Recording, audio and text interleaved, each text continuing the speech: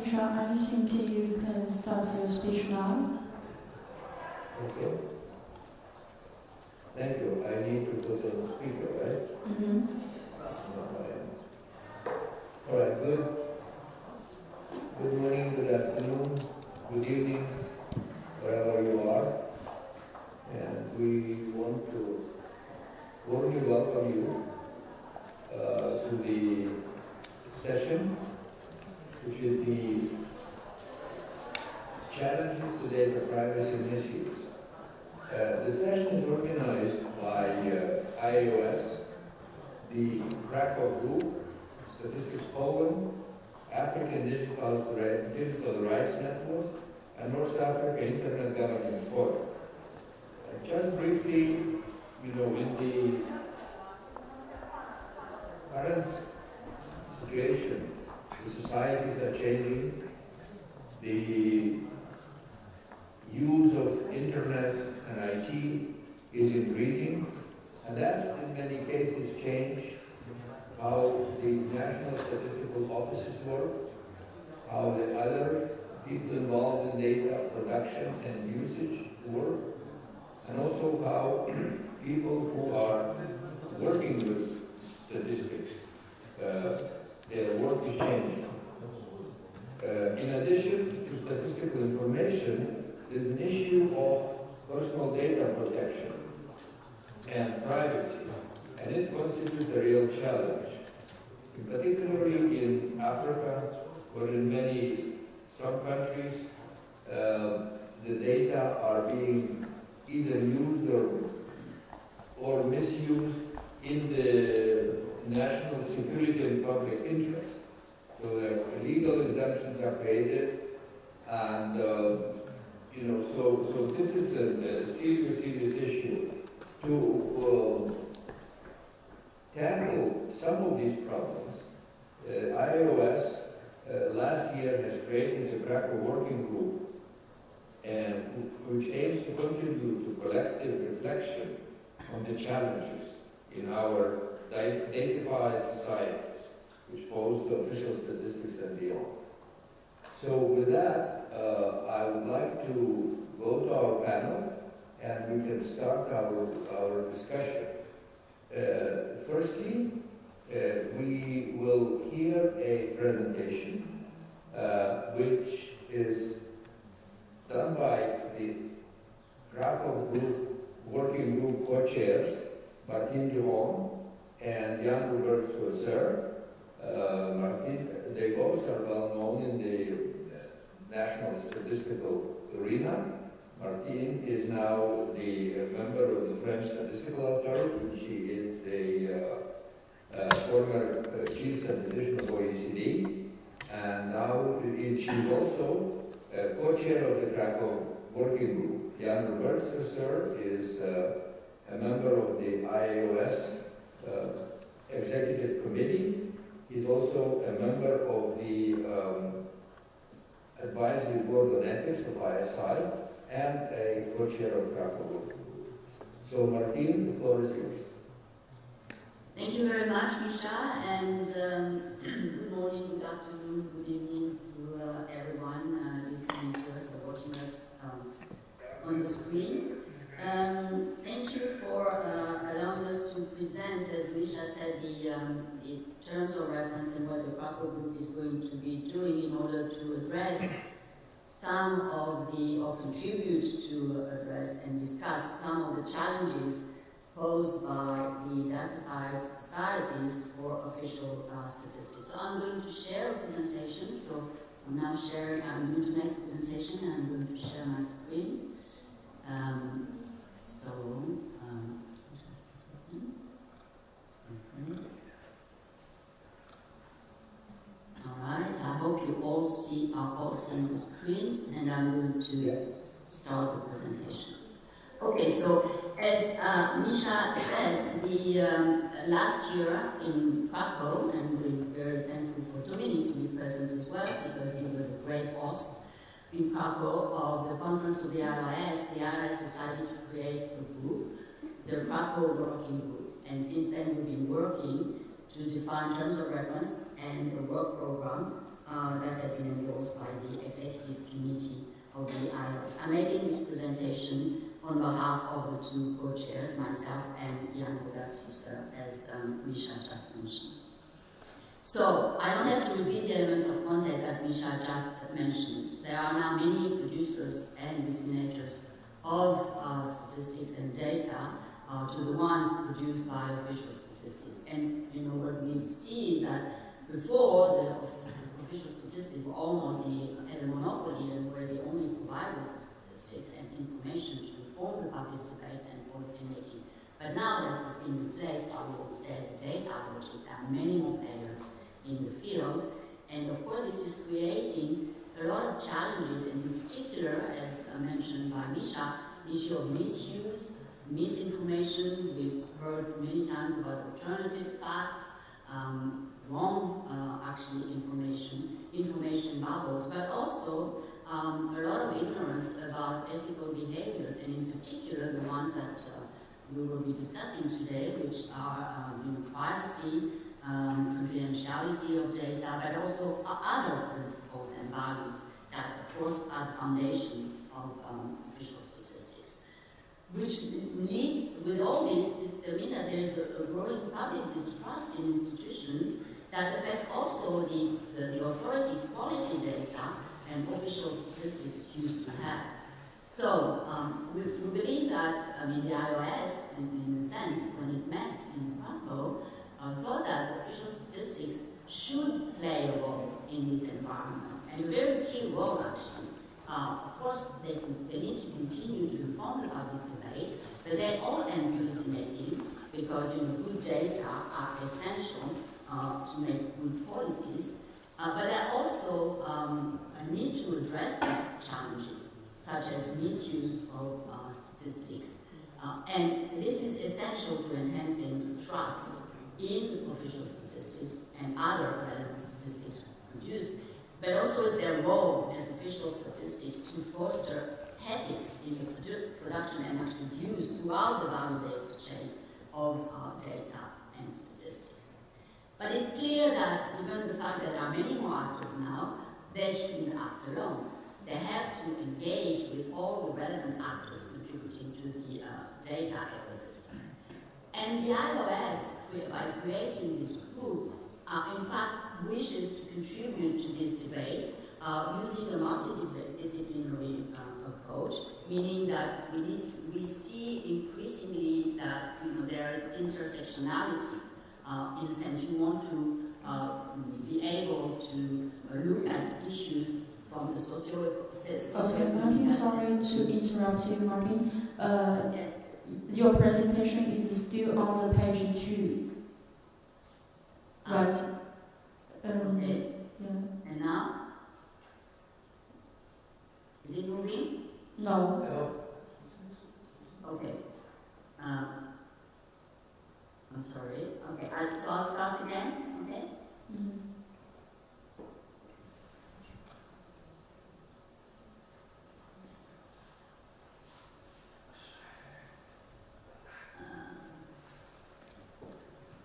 All right. Perhaps I'll do it this way, and we'll see. Even if you see all my screen, perhaps it will work better. Can you see now? In fact, we were staying on your screen, and we did not saw it as a PR. Okay. So it didn't start as and now? Okay. Is it moving? We see you, We cannot hear. Okay, I'm really sorry. So I'll stop again. In this way, are you seeing?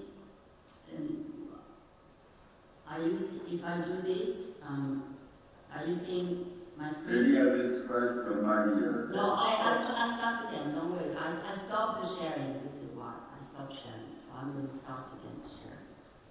Otherwise, I'll speak and we don't need the presentation, so it doesn't matter. Okay. You can try to share a screen again. Okay. Can you see my screen now? Yeah. Yes. And if I move, It is our screen. Yeah, Yeah, it's you good will. now. then it doesn't matter. But if you see it, if I move now, it's great. Yes. We do. Okay. We do. All right. So you see my whole screen. I can't do the dark. You know what it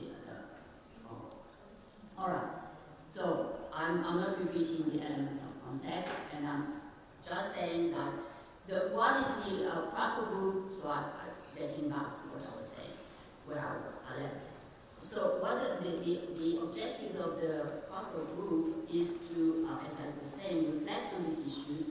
And the IAOS actually is ideally placed to do that because it's an independent professional association where people can come and talk without being bound to their institutions and other institutional arrangements. So the idea is really to be an open space for exchanges with all stakeholders and to come up with a set of recommendations aimed at making progress and sharing these recommendations with all in the ecosystem who really aim at contributing to the common good to some extent. So let me get into just telling you what about the two main strands will be that are covered in the TORs of the Krakow group. There are two themes actually. One is really, how can official statistics continue to best deliver on their main missions? Because in a sense, there are new players around, but official statistics have to continue delivering on their missions. But to do that, they have to enhance their relevance. And so they may be playing new additional roles in the future. New missions, new responsibilities, such as, for instance, becoming data stewards or sharing their experiences with the other players in terms of methodologies, in terms of ethics, in terms of addressing misuse, enhancing trust, and so on. So what's their role really in the to continue to deliver on their mission?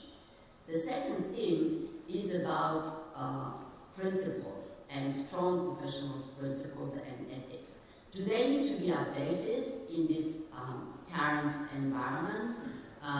Or, of course, the ISI has already been discussing this issue, but it will be interesting to see how the IAOS in particular could contribute to this debate and engage with other relevant actors and stakeholders to develop, perhaps with them, a set of general principles, ethical principles, including on the issue at stake, which are about privacy, confidentiality, but also about independence and so on.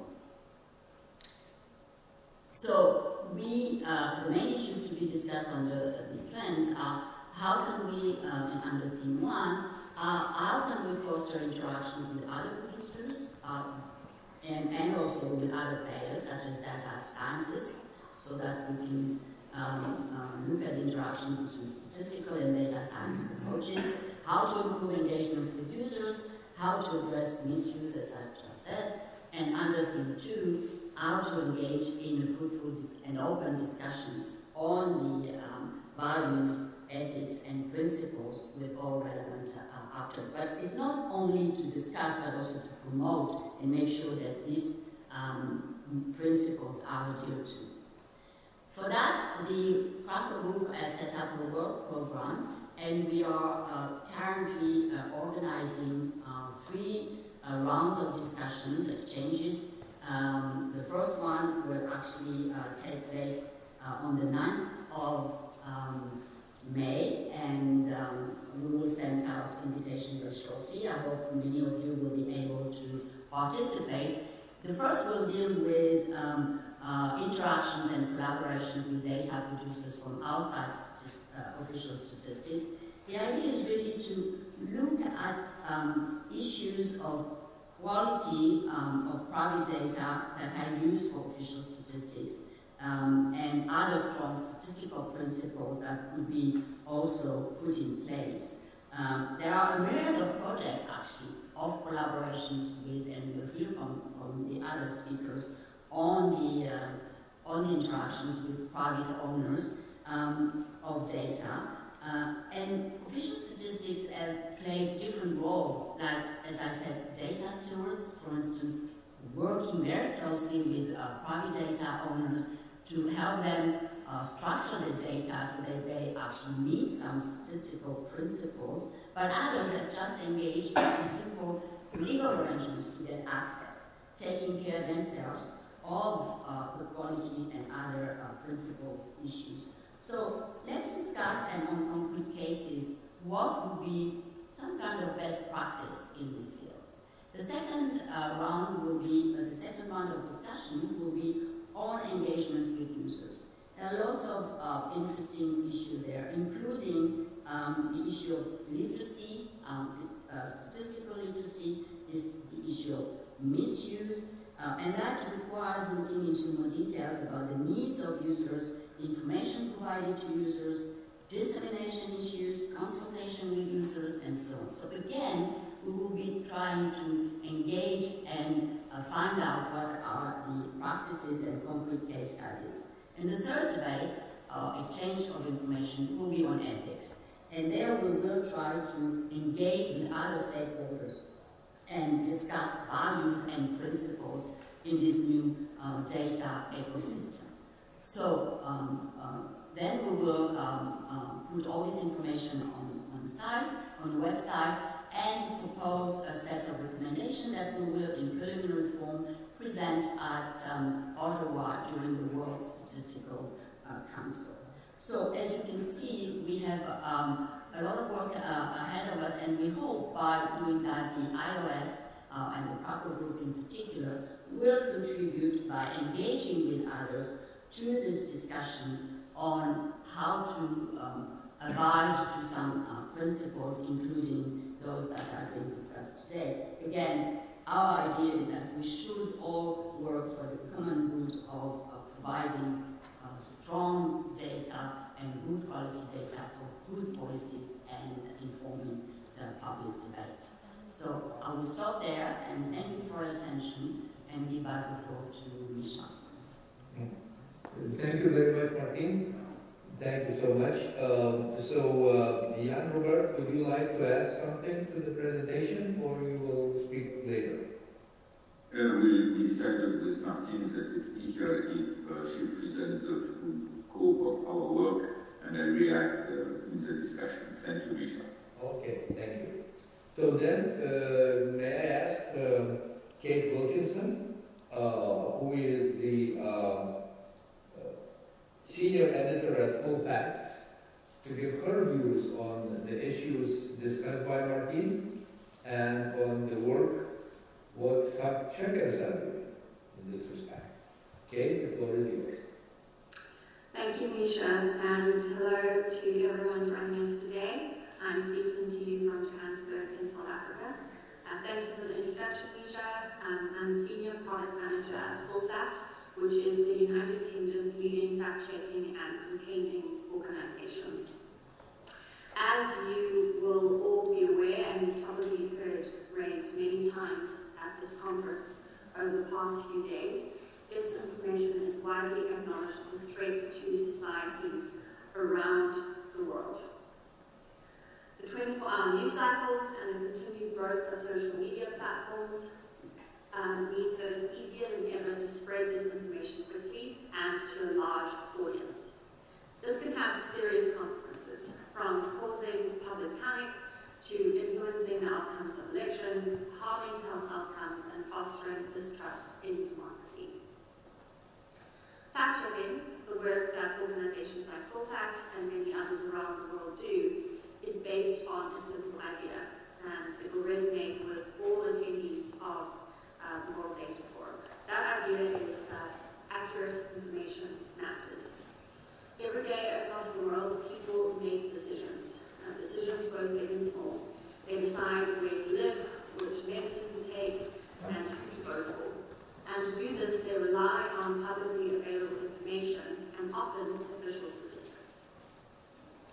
I would like to suggest a couple of ways that the communities represented here in the session can work together to address the problem of disinformation. First, as has been mentioned by Martin, we need to increase efforts to strengthen data literacy and statistical literacy globally. A common focus of this objective is often the general public, and that's where we've seen campaigns of varying success, working to train the public to read, understand, and communicate data accurately. There are regular calls and efforts for journalists, activists, researchers, communication professionals, and government skills in locating and accessing data, understanding data concepts and terminology, interpreting and analyzing data, and communicating their findings and insights accurately to others. But these efforts will not be successful if the producers of national statistics do not meet them halfway. In 2019, a coalition of fact-checking organizations, led by my organization, Full Fact, was chosen from more than 2,600 nonprofits, social enterprises, research institutions around the world as a winner of the Google AI Impact Challenge. And part of this project focused on identifying how national statistical organizations could improve their data publishing and make it easier for users, including fact-checkers, to use official statistics. 4 important points arose from interviews that were conducted with fact-checkers, statisticians, and technologists. First of all, national statistical officers need to communicate better about the data they produce. This includes what topics they publish statistics on, where those statistics can be found, and who in the organization can help users find and understand the data. Second, national statistical data has to be easy to find. Datasets should be available outside of reports. Datasets need to be accompanied by high-quality metadata that describes them well, and websites need high-quality search functions. Before I joined Full Fact, I was Deputy Chief Editor at Africa, which is the leading African fact-checking organization with offices in South Africa, Kenya, Nigeria, and Senegal. And having worked in a number of African countries, there's a wide range of quality and accessibility when it comes to official statistics, and it can have a significant impact on not just fact-checkers' work, but that of the media, researchers, and activists. Thirdly, data needs to be published in formats that best suit user needs. In my experience working in Africa, we often see data sets published just in one format, whether it's a PDF, heaven forbid, an image or a picture of a PDF, or a spreadsheet. What we really need is that users need multiple formats so that they're able to use the data that is being published by official statistical organizations easily and is able to meet the needs of their work. We also need to see data tables published in CSVs or spreadsheet files, making for easier analysis and accessibility. And at the end of the spectrum, we want to see increased access to APIs that allow users, such as Full Fact, to create programs which can fetch data. The last point that arose from the interviews is that NSOs need to be open to contact and discussion about the data that they publish.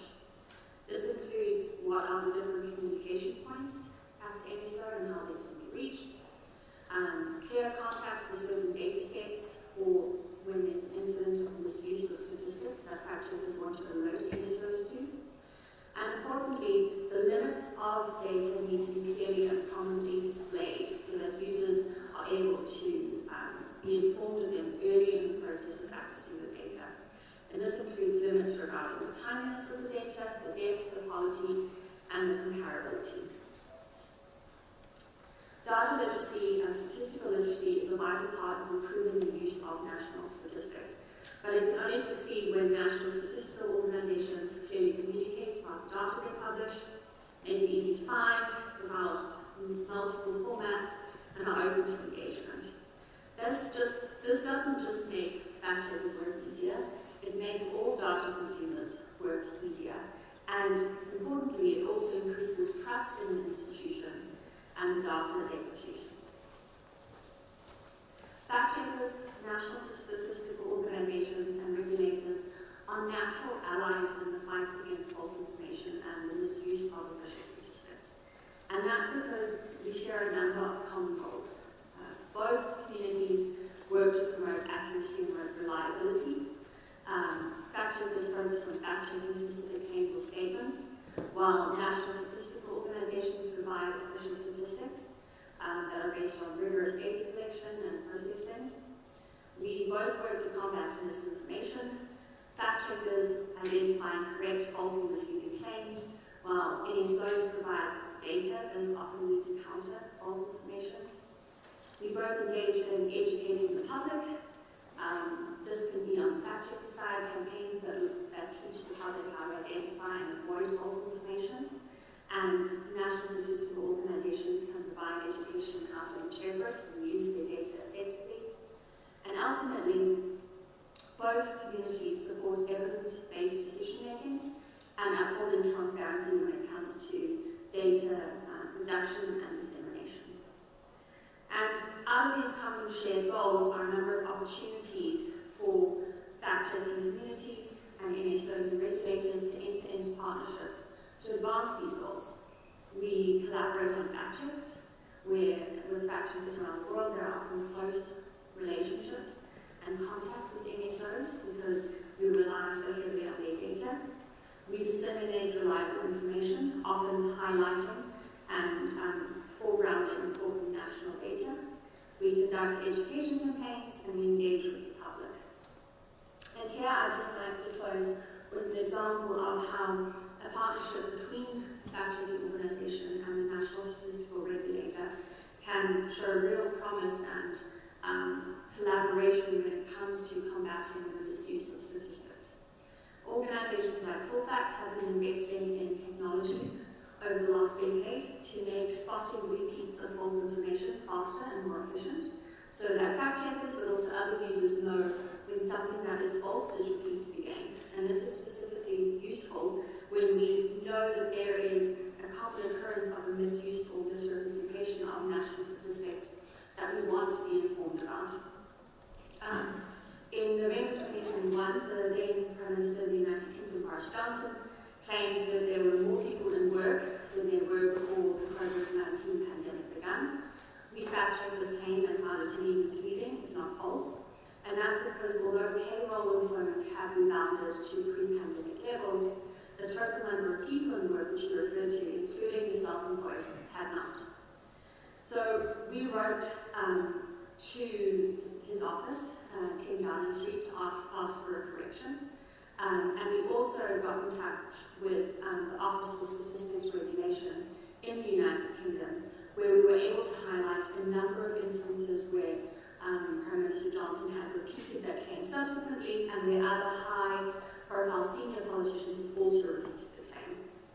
As a result of our interaction with the stats regulator and other considerations, Ed Hutchinson, who is the Director General for Regulation at the OSR, wrote to Downing Street to confirm that it was incorrect for the Prime Minister to have made that statement.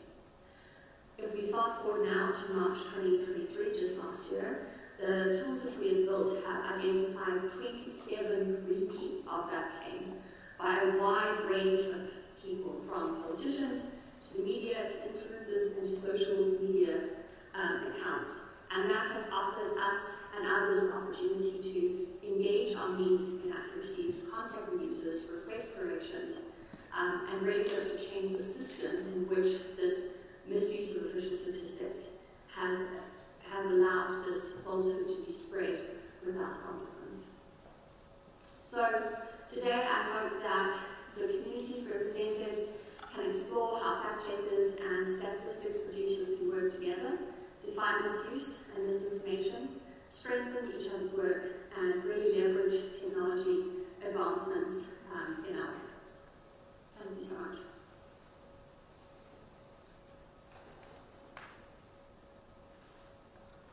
Thank you so much, Kate. Very interesting, very informative. And it fits very well in what our Krakow group is trying to do.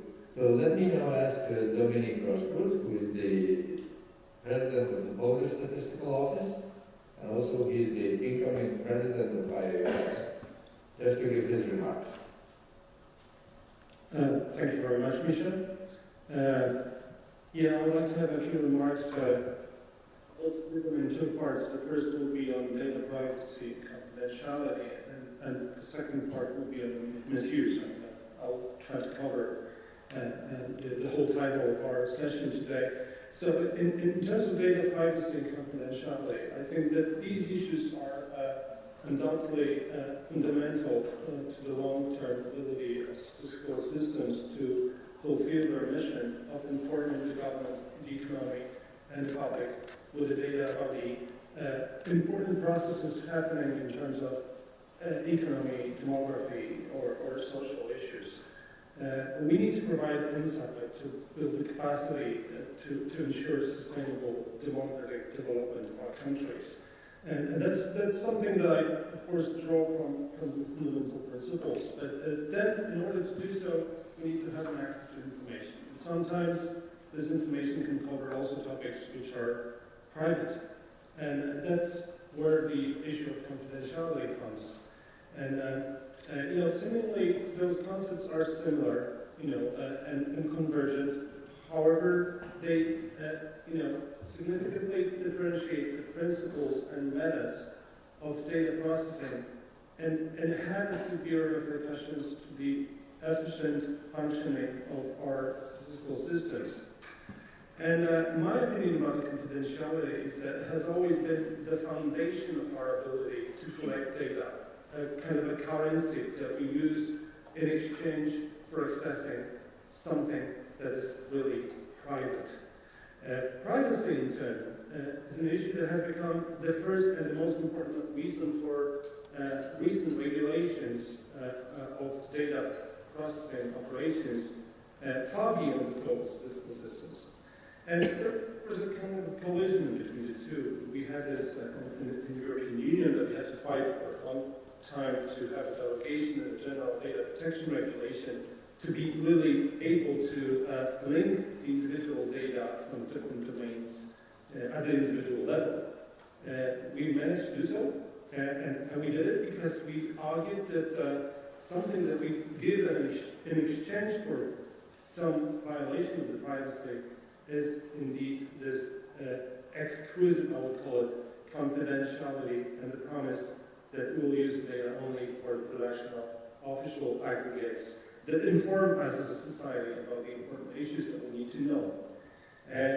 However, these topics extend these days far beyond the functioning of official statistical systems. We see an avalanche of other legislative processes in regard to so-called data governance, and we have to be very careful watching those, because they really deal with the issues of data processing outside of official statistics, but sometimes there's a risk embedded in those other initiatives that the regulations that are being adopted may impact and hopefully not negatively what we're doing in the official statistics. And that, at the end of the day, again reminds me about the importance of confidentiality and this promise that we give, which makes us different from any other data producer and data processor at the market. And this is where I come to the notion of data ethics, and something that I would call even exquisite data ethics that we need to offer to our users. This is the way we should actually communicate our operations, that what we are doing is characterized by those kind of very high-level values like truth, relevancy, impartiality, transparency, that are behind of our operations. And that's why we're just privileged to do a little bit more than anybody else and to have access to a little bit more than anybody else, and to effectively justify our operations. I think these issues are extremely important in today's world, and we shouldn't forget that. We used to be in a situation in which we just said this data is confidential, it's not enough. Our communication has to expand heavily on those issues, and actually we should kind of differentiate ourselves from the other parts of the data market through this exquisite data ethics that we offer in exchange for having the access to a lot of sources.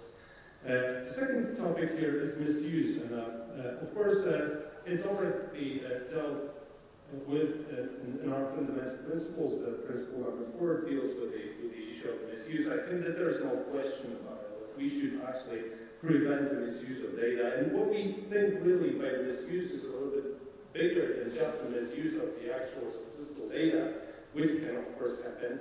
We also think about fighting with the fake news, which is spreading the false information, which is not produced by us. And even we think about safeguarding against the proliferation of bad quality information. So the information might be to some degree true, but the quality is not good enough for the society. And I think, in this regard that, as far as we agree, this is an important task. The question is how to deal with it. And I think my response would be we need to build trust. Misuse is closely related to the issue of trust. And in order to effectively fight misuse of data, we need to be a trusted party partners. And of course, yeah, that's easy to say, very hard to do, but if I would be asked how to effectively build trust, I would quickly respond to it that we need to do it through a process of social influence, which maximizes the efforts of others towards the achievement of the common goal. I mean, building a well-informed society. So it's not through the hierarchy in which we are saying, oh, we are the ultimate office, granted by the government to offer some information, but rather through the process of social influence, building a good brand and trust. And this can be done through very high-quality relationships that we can build with our stakeholders, and the values that we adhere to and we communicate that we adhere to, like the values that I already mentioned, like transparency, relevancy, and so on and so forth. And we need to, of course, be very active in building those kind of good relationships at all levels with all different stakeholders, our different users, and communication. And statistics is a profession that is based not only solely on the skills to collect, integrate, or summarize, aggregate data, but also based heavily on the values of integrity, trust, and objectivity. And I think these are important lessons for me in regard to these two topics. Thank you.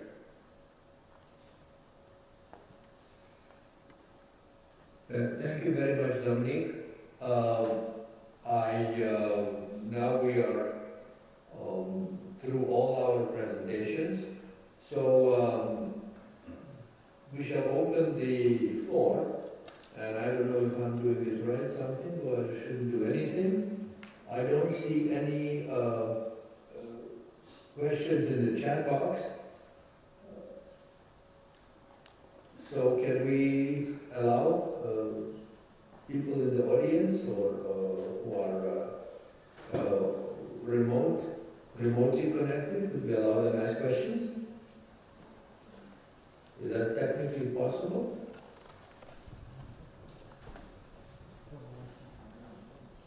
Okay. I'm just asking you. We are in the room, and do you have any questions you want to ask the speakers?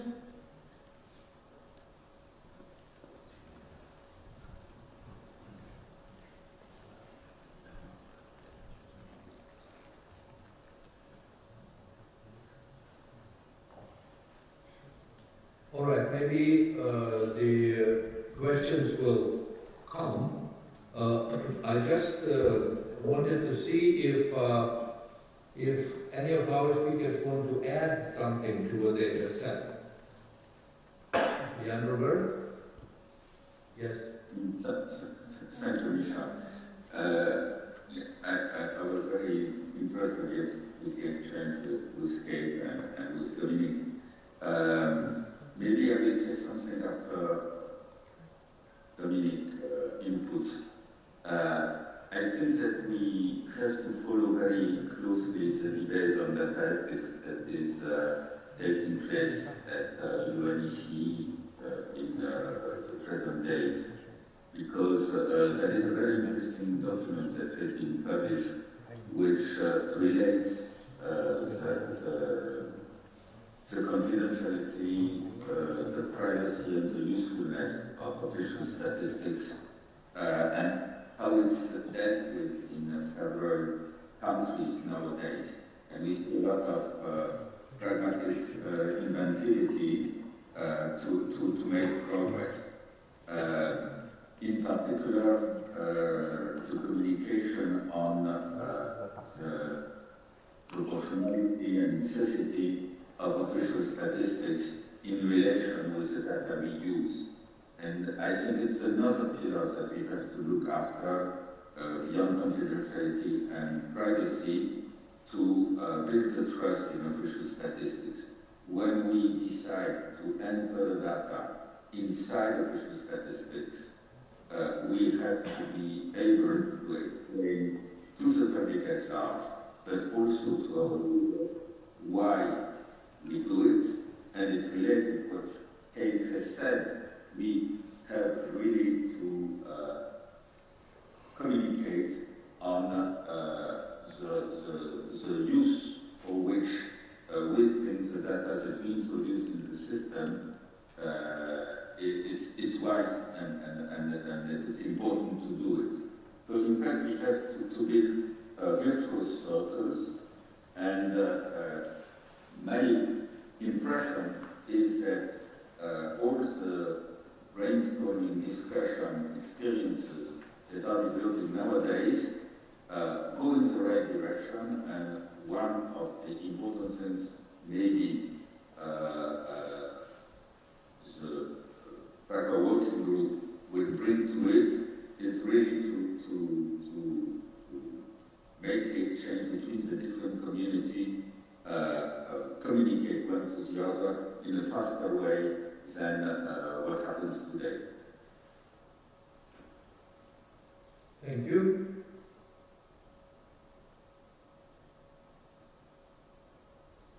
Anybody else from our speakers or from the audience? Yes, Michelle, may I? Yes, please. Yes, please, ma'am. Okay. Well, I would like to thank Kate and Dominique for their interventions, which were very interesting and very rich. I'd like to ask two questions, one to Kate and one to Dominique. Kate, when you of course focused a lot on the data and the statistic that you're getting from national statistical offices, and what these statistical offices should do, in particular when you gave us a recount of the result of your surveys. And I think this is very interesting. But nowadays, I think, because people want to have information very, very quickly, you will see that, I suppose, that journalists and other commentators turn to, if they don't find the data, not necessarily because it's not accessible or it's not well communicated upon on the website of the National Statistical Office, they'll turn to any data that they find out there in order to get very quick information on something that is happening today. So in what sense are you also trying to, because it looks like you are putting a lot of the burden on national statistical offices, but many of this false information is actually, or fake news, is actually from, those bubbles that are developing, people who are kind of using any kind of data instead of using national statistical offices. So my question, in a sense, is twofold. Is one, how do you fact check other data than those from national statistical offices? Because I would think that in fact it's easier to fact check official statistics than other data. And two, how do you contribute to preventing also this, proliferation of bubbles and in the media and so on? And to Dominique, I was really interested, Dominique, in your what you said about starting the process of social influence and branding of national statistical office. I think that would be a very interesting recommendation of the Krakow Working Group. The question is how. Have you started this in Poland, and how, we can see in sort of well-developed country statistical systems how you can do that. But Misha was talking about Africa, or sometimes the official statistics actually produced not by the national statistical office, by, for instance, international organizations, such as the World Bank or other international, other groups, or even private sector, who are actually stepping in when the National Statistical Office doesn't have the resources to produce all the data required. So there, the process of social influence and branding becomes much more complicated. So I'd like to explore a little bit more your very interesting idea. Sorry that I'm asking questions rather than reacting. Okay, Kate, would you Sure. like to? Yes, thank you so much, Martine. I agree. My comments, and I think the sentiments of a lot of fact checkers globally, do put a lot of responsibility and pressure on NSOs and the way that they publish and disseminate their data. And I think that it is largely because they play such a crucial role in not just the work that we do, but in countries and public's understandings of the countries they live in, the problems facing their societies, and helping them understand whether their governments and their decision makers are really making correct policy and spending choices based on the state of their country. So I am aware that it is a burden that NSOs have to carry, but I would hope too that NSOs and the public would place the same responsibility and burden on other stakeholders like fact checkers who are working to fight false information and to improve access to accurate information in the work that they do. So to your other points, what do we do when people, and we see it regularly, whether it's someone on Twitter or Facebook, a journalist, a commentator, a news host, maybe, has the time, has the resources, or has the resources and the knowledge of what they should do, but doesn't necessarily have the time. So they reach for a statistic that suits their argument or sounds good without looking at national statistics and doing the work that they should be doing. So we do a couple of things in those regards. So we have media monitoring that looks not just at high levels of government, policymakers, decision makers, but our monitoring goes all the way down to accounts even on Facebook, Instagram, and Twitter who go viral. And we have partnerships with a number of the big social media platforms, such as Meta, when we work with them on Facebook and Instagram, where we are able to fact check and rate content by people who have shared statistics, whether quality statistics, statistics out of context, or official statistics that are being misrepresented. And when we rate that content, it is down-ranked on the platforms so that less people will see it, and the people who do engage with it will also see an appended article information stating that it has been fact-checked. So what we at Full Fact do is we consider ourselves to be second-generation fact-checkers, in that we're not just pointing to people and saying, you're wrong, you got your stats wrong, your data's wrong. We are actually working to change the system. So that involves campaigning, making submissions on legislation about online safety, online data, regulation of social media platforms, the dissemination of information, changing parliamentary rules so that people in powerful offices can be held accountable for what they say. And our work with NSOs and our encouragement and our hopes that NSOs around the world could improve the quality and accessibility of the data is part of that puzzle. So I can assure you and all others who are attending this session that we're not picking on you. We see you as huge, huge allies in what is a momentous fight that is really challenging sort of the bedrock of our information landscape and how information is shared and the impact that it has on people around the world. Thank you, Kate. Dominique? Yeah, if I would be to respond quickly to this question, thank you very much for this question. It reminds me about something that I wrote before I became president of our office. I was asked by then president to write a strategy to how to build a brand of official statistics, brand and an image. And I based it on 2 pillars, but one of those pillars was trust. And I just split the trust into two kind of separate categories. It's trust to the institution itself. Like, we need to be trusted in terms of our brand should tell everyone that they should trust us, that effectively. And the other was the trust to our products. And you cannot do one without the other. There are different tools to cherish them. And in order to gain this trust, I would think through this process of social impact, influence, I think for that we need to ensure a thorough understanding and assimilation of ethical values, both statistical and corporate, within our organizations. And of course there are many tools. We can do it through systematic training, seminars, policy manuals, and other tools to build a corporate culture. But what I think about is having a system internally that supports cultivating and growing those ethical values. We need to build a supportive environment through the appropriate organizational structures, those manuals, policy manuals.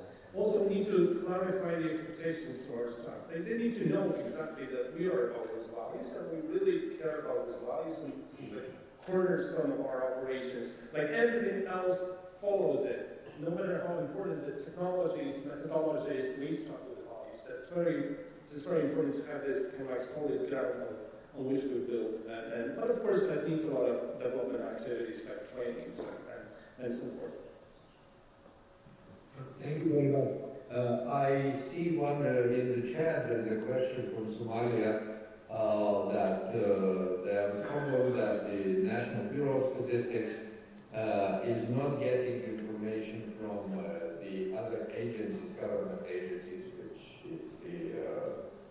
which are the administrative data. So the question is, so what should we do? I think that should be in your law. In law and statistics, that should be there, that the National Statistical Agency is entitled to use the administrative data, because administrative data is, their collection is also paid by the taxpayers, and they come as a byproduct, and they should be used for statistical purposes. Now, I don't see any other questions. I just want to ask, before we close, if the speakers, before I thank everybody, any other thoughts? I would just like to respond to Omar. Omar, I'm based in South Africa, and I've been very lucky to work in South Africa for my career and to have had close working relationships with our National Statistical Agency, Statistics South Africa, and many of the people who work there. And you have my sympathies, because even when we have data and relationships with Statistics South Africa, and with the reputation that it has for producing high quality and generally accessible data, I know that my colleagues around the continent do not have that luxury. And while certainly, Misha, the route to solving this problem is legislative change, it can be incredibly difficult when you're facing political, social context which doesn't allow for that in the short to medium term. So I think, in my experience, even in South Africa, when I've requested official statistics over the years, I have been told that the only way to get them is to drive an hour to an office, to be given a CD that I have to wait for, to then drive home. And I think that in the short term, probably the best thing that you can do is try to develop working relationships with allies in your statistical offices, understand the challenges they have, see where you can work together, and hopefully then open medium to long-term work, possibly with civil society or with people in the sector who would need to bring about legislative change that would make the work that you do easier. But you have my sympathies. Yes, just a second. They say the audience, people in the audience want to ask a few questions. Yes, please go ahead. Yeah, thank you. My name is Alton. I'm not sure whether your side can hear me well, Mr. Misha. Yes, We can hear you. Okay, yeah, I'm working with government agencies on their digital transformation initiative. So one of the issue with data privacy, I'm sure regarding ChatGPT, which is famous in Europe right now, which is the ban of usage, say that ChatGPT is being banned, and a lot of practices of IT securities are now like unsure how to go about regulatory rounds around it. So it's like, although we think that ChatGPT has potential, but it's like there's a lot of risk due to like data leakages and also like hackers using identity theft for that. So I don't know whether from the panelist perspective, if you have any best practices for companies like to adapt work around the regulatory issues in Europe, especially, maybe you can share from your perspective. Thank you. Anybody else from the audience, please? All right. Yeah, perhaps Michelle, one just a piece of information. I don't have the answer to the question, but there are. I mean, ChatGPT is just one example of artificial intelligence, or is artificial intelligence for text to some extent. There are a number of guidelines on the good use of artificial intelligence. The use of artificial intelligence for the common good that are being developed. The OECD has developed guidelines on artificial intelligence for governments to actually regulatory type of measures, but the UNESCO has also developed guidelines on artificial intelligence. So we'd like to point you to those guidelines that are public on the OECD and UNESCO websites. And you can look at what has actually been discussed among governments and agreed upon by the governments that are members of OECD and UNESCO. And that can perhaps give you some idea of what should be done in a sense to reply to your question. Thank you. Anybody else on the panel? Please, hello. Okay, I would just only want to add that the European Commission is also working on the Artificial Intelligence Act, so you can also check this. All right. Hello everybody, I'm Elsa Gulin, the Chief Statistician of National Statistical Office of Albania. Thank you so much for your reports that from all the panelists and you shared with us today. I had a question about what Dominic mentioned about the social impact.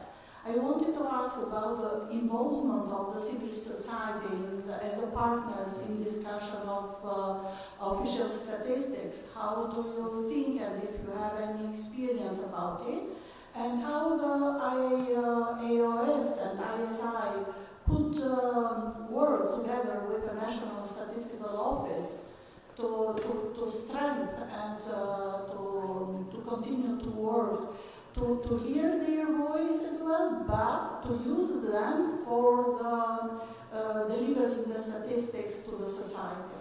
Thank you. All right, thank you, Elsa. So let me just try to wrap it up. Robert, you want very quickly something? No, it's okay. All right. Wrap up. So thank you, Robert. Elsa, what I want to say is that, as far as IAOS is trying to broaden their audience. And in the last couple of years, we grew from just a group of people working in national statistics. We have added data users, data checkers, and other data producers, private sector, and so on and so forth. So we are working in that respect. I want to say that this discussion was very interesting, was very informative, and I want to thank all the speakers. And what I'm taking away from it, that of course data literacy, statistical literacy is very important. It's very important because you have to educate yourself or be educated in order to understand data and use data And what Kate was saying about data usage and how to understand, how to see the data. I think she never used the expression data openness, but this is also the data openness. It's extremely important. Extremely important together with we have on one side confidentiality, privacy, but also we talk about data openness, which gives us access to data, metadata to understand. The other point, I mean, on one hand, we are worried that our data of national statistical offices are sometimes misused. There's another issue which I think we need to address, is that data is not used. That policies in some places are made from thin air, from putting the data whichever they think should be in order to make their policies, instead of using data which are accurate and possible. So I want to thank again the speakers. I want to say one thing is, it's very unfortunate that two speakers, one from African Digital Rights Network and one from North Africa Internet Governance Forum, couldn't join us, and that would have enriched our discussion. But I just want to say that the Krakow Group is here to stay, and the Krakow Group is now IAOS is working on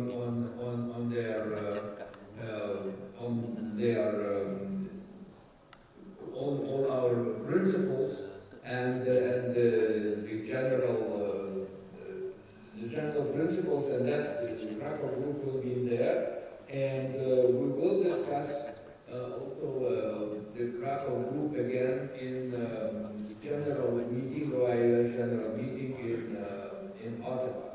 So with that, I want to thank everybody, and I think that we had a very rich and interesting discussion, despite time differences and zone differences, but everybody was active and was awake. So thank you very much for everybody. Thank you. Goodbye. Okay, thank you, Misha, and thank you all speakers. Thank you, everyone. Good night. Bye. Yeah. Thank you. Much appreciated for your